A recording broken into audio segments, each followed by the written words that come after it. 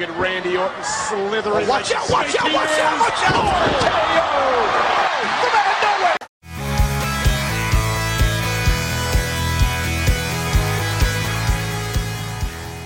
Welcome back to Kayfabe Science, the only fake science show on the internet that thinks the Elon Musk rocket didn't explode, it's just exploring the universe inside out. I'm your host, Dr. Dave. Just the way I do, either way you win. I mean, the thugs love you when you're girl's best friend. And today's episode is the RKO versus the Diamond Cutter. Now, the RKO and the Diamond Cutter do seem very similar on the surface, but there are two distinct differences that set these moves apart, and these differences also dictate which one of these moves is the most devastating. The first difference is the higher amount of time that one gets higher.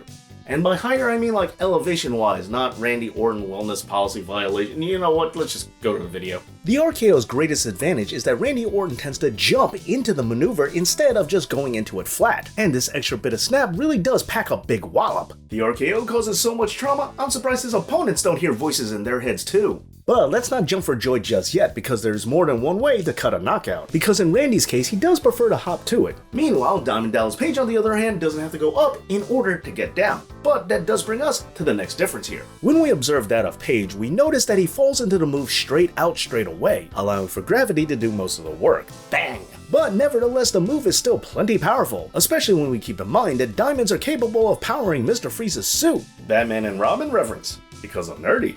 And not only that, but diamonds are hard enough to cut glass as they have the highest score possible of 10 on the hardness scale. Now, while DDP may not spring into action the way the Viper does, he does have the tactical advantage as he's able to apply the move from anywhere. And yes, the RKO does come from out of nowhere, but that's not the same thing as coming from anywhere. While Randy Orton can just magically appear and apply the RKO like a reverse Kaiser Soze, DDP has multiple setups to deliver the Diamond Cutter. Hence why the Diamond Cutter comes from somewhere, anywhere, and the RKO comes out of, well, nowhere.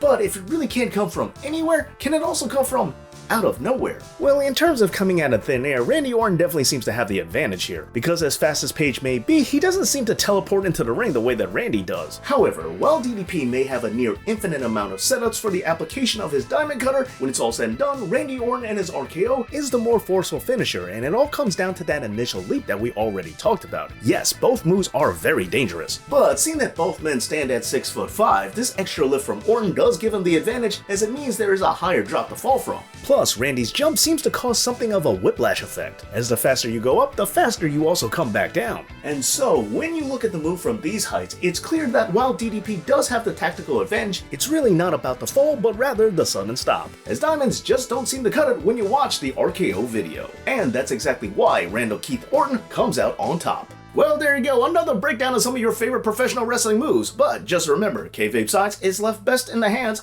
of true professionals like me, as it could be really hazardous if you don't know what you're doing.